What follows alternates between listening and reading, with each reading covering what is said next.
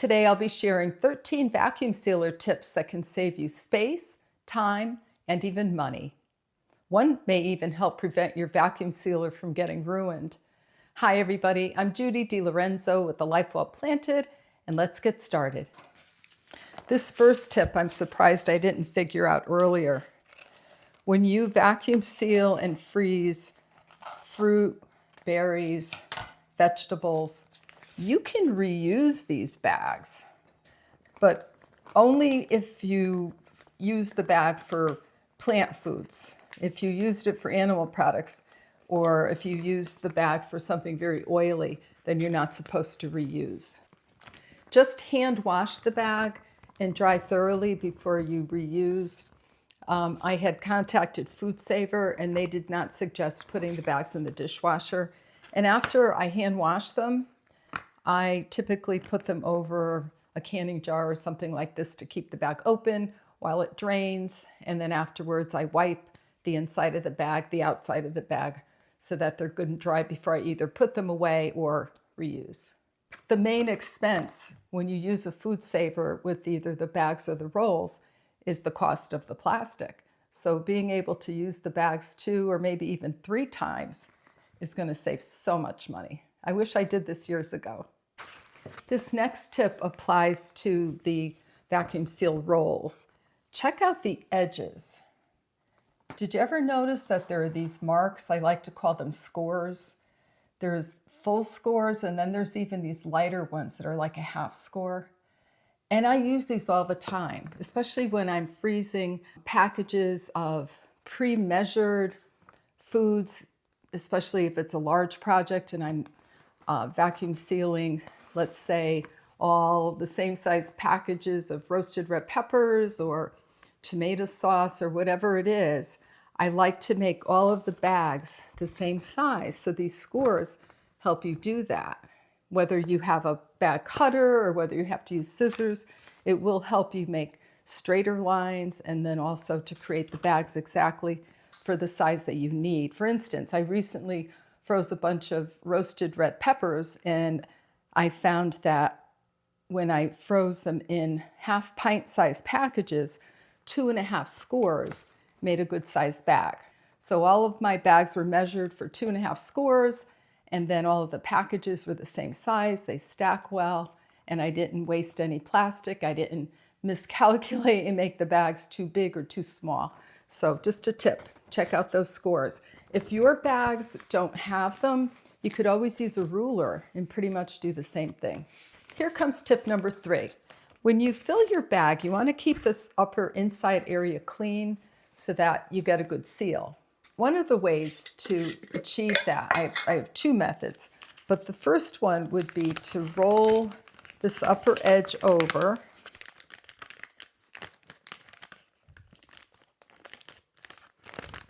This is some cashew cheese I made. So let's say I wanted to freeze this cashew cheese. You then can pour it in and you don't have to worry about getting this upper area dirty, especially if you're, sealing chicken or any other kind of meat. It's very easy to get this upper area soiled. So that's just one way of doing it. I tend to measure a lot of my foods before I put them in the package. So I have learned over the years to use what I call my dump method, where I fill the jar with the product and then I dump it into the bag like this, and it keeps the upper area nice and dry and clean, and it's just a really easy way to get your product that's been pre-measured into the bag. Tip number 4. Some foods like berries will get smashed when you vacuum seal them fresh. So to get around that, pre-freeze them single layer on a baking tray like this with a rolled edge so they don't roll off. I like to use a piece of parchment paper. You'll see in a minute why. Arrange them single layer, only freeze long enough for them to harden up. And once they're frozen, quickly put them in bags and seal them up and get them back in the freezer as soon as possible so they don't thaw. And this is where the parchment comes in really handy. you'll be able to slide the berries into the bag much easier using the parchment, because time is of the essence. These babies will thaw quick. Tip number 5, try to create flat packages. No matter what the product is that you're vacuum sealing and freezing, try to make the packages as flat as possible, and this will make stacking them easier. It'll save a lot of space in the freezer. Frozen flat packages can be stacked or even turned on their sides like this when you arrange them in the freezer. Always label your product with the date and with the product name if it isn't completely obvious what it is that's in the bag. And also, if you've pre-measured, then write down, whether it's a quart, a pint, a half pint, etc. You'd be surprised when you pull these packages out of the freezer. You think you're going to know what it is and you think you're going to know how much it is, but it isn't always so obvious. Tip number 7. I know this may be hard to believe for some of you, but you actually can vacuum seal soup, sauces, broth, and other liquids. This is some leftover potato kale soup that I want to put in the freezer. So I've already made my bag. I'm going to use my dump method.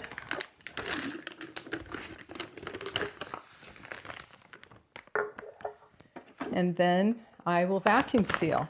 Now the trick is when you see liquid being drawn into the trough, if you see liquid exiting the bag, then you manually would hit the seal button. You can flatten this out a little bit to start with, get any obvious air bubbles out.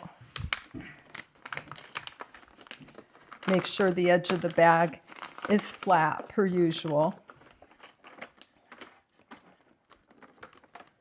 Okay, I'm going to lock, I'm going to vac seal, and then I'm going to watch. And if any liquid starts to be drawn out of the edge, which I'm sure it will be because it is liquid, then I'm going to manually hit the seal button.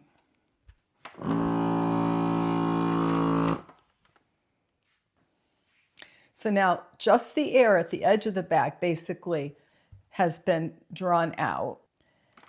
And there's very little air bubbles. There's like one little one here, maybe a couple, but not bad compared to if you just sealed it, because I've done that where you just seal it without drawing anything out first.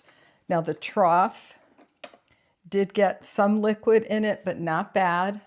Certainly didn't get into the machine at all. And what I'll do next is I'll wipe the edge of the bag dry, and then I'll reseal. I did create 2 separate videos just on this topic. Goes into more detail than this, but I just wanted to give you the gist of this idea. I'll leave the links below so you can see the full videos on how to vacuum seal liquids. Tip number 8 comes from viewers that have watched my vacuum sealing liquids videos and have mentioned that this is another suggestion. This is a possibility for keeping less of the liquid from being drawn into the trough when you are vacuum sealing soups and stews, purees, etc. So they suggest propping the machine up so that the bag is down lower. You could also just hang the bag off the edge of the counter. It's the same thing, same idea. And they say that this helps to keep less liquid from being drawn out. I haven't tried it. If you have, please leave a comment below and let me know what you think. Tip number 9, when in doubt, do a double seal, especially if you're vacuum sealing anything moist or liquids, especially if liquid did get drawn onto the edge of the bag and you had to wipe the bag dry. Do a double seal just to make sure. You should inspect your seals, even if it isn't liquids that you're working with. You should inspect your seals. And if it looks like there might be a breach, if it looks like there might have been a little particle on the edge that got into the seal, just do a double seal just to be sure. It doesn't take long. It's good practice. Tip number 10, if when you're putting your packages in the freezer, if you're concerned that they might be damp, then put a paper towel between the layers. You don't want them to stick together, and the paper towel will prevent that if they are a little bit damp. And then you can reuse them.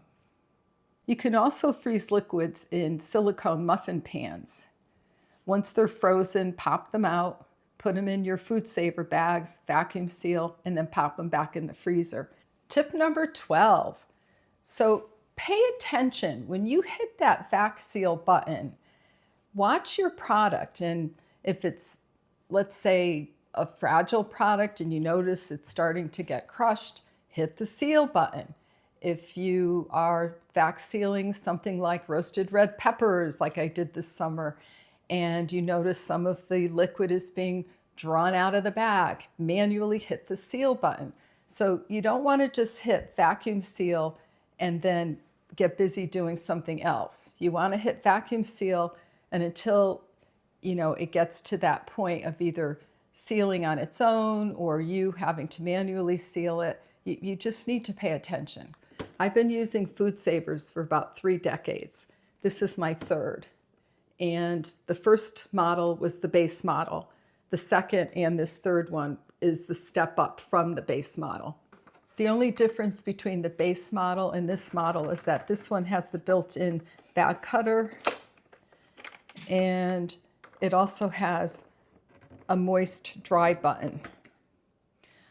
But honestly, I used that base model for a long time and I never had any problem. I just manually cut the bags with a pair of scissors, and I did seal liquids like I showed you earlier. Even with the base model, I didn't have the luxury of this moist dry button, and it didn't matter because, like I said, I just pay attention, and if I see liquid being drawn out, I hit the seal button. If I have to wipe the edge, no big deal. If I have to empty the trough because it got like a little tiny bit of liquid in it, no big deal. So the tip is that if money is tight and you want to buy a food saver or another vacuum sealer, no matter what brand you buy, you can get the base model. Just pay attention while you're using it, and you can save money that way. I mean, hey, if you have the money and you want to get a model with more bells and whistles, go for it.